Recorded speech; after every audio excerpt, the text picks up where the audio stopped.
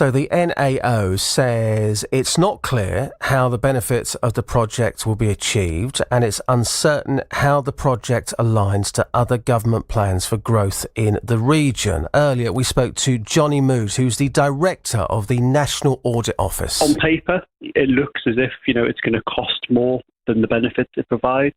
So, for every pound that they spend on the project, they'd initially assessed it would deliver between 50p and just over £1 in benefits. That's fallen since, so it's even lower now.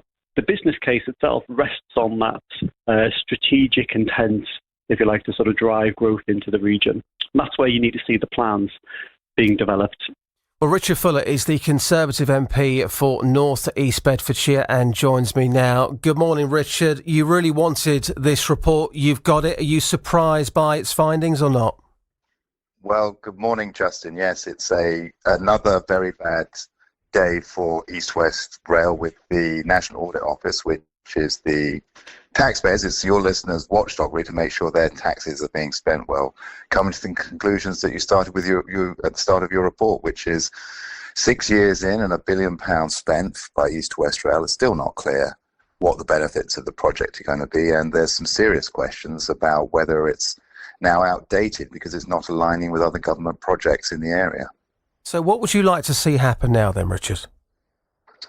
Well, I'd really like to see some proper accountability by East West Rail, and for them to recognise that although the project initially was seen as an important part of stimulating growth in what's called the Oxcam, the Oxford to Cambridge Arc area, much like with the expressway, which was cancelled through Buckinghamshire, that the additional benefits that East West Rail can now provide are more than outweighed by alternative plans dubbed Cambridge 2040, which really focus on the tremendous potential of all of the new technologies coming out of Cambridge and creating communities which are consistent with our net zero commitments, achieve a much better work-life balance, and can really stimulate the sort of growth of businesses and technologies that can help our overall national economy. So it's time for East West Rail to realise that they're yesterday's news, and that where the real action should now be is with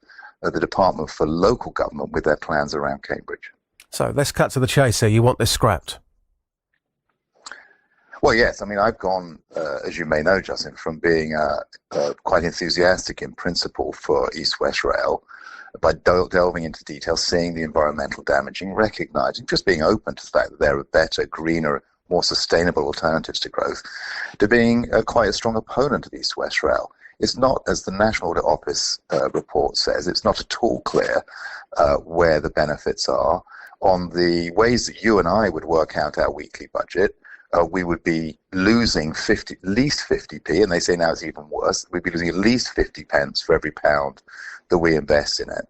And it really isn't satisfactory for East West Rail, or indeed the Treasury, the Chancellor, to say, oh, well, there are some strategic benefits, without enumerating, telling us what they are.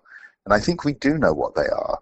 And what they are is putting more housing pressures into Bedfordshire, North Bedfordshire, my constituency, the rest of Bedfordshire, and into Cambridgeshire. And that we don't want that. Just give us a sense of feeling, Richard, because we've covered this story so often on this breakfast show, and we've spoken to people who have received those letters saying that we're going to take your home. Just give us a strength of the feeling locally in Bedfordshire.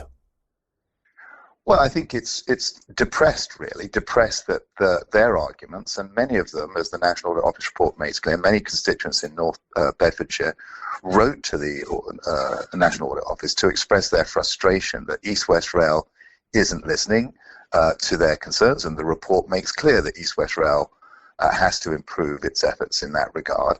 They're frustrated that the government is persisting with this, and of course I'm a member of Parliament that supports the government, but not on this particular project. And people really do get very frustrated, even if they aren't impacted. There's no impact on them directly from the route.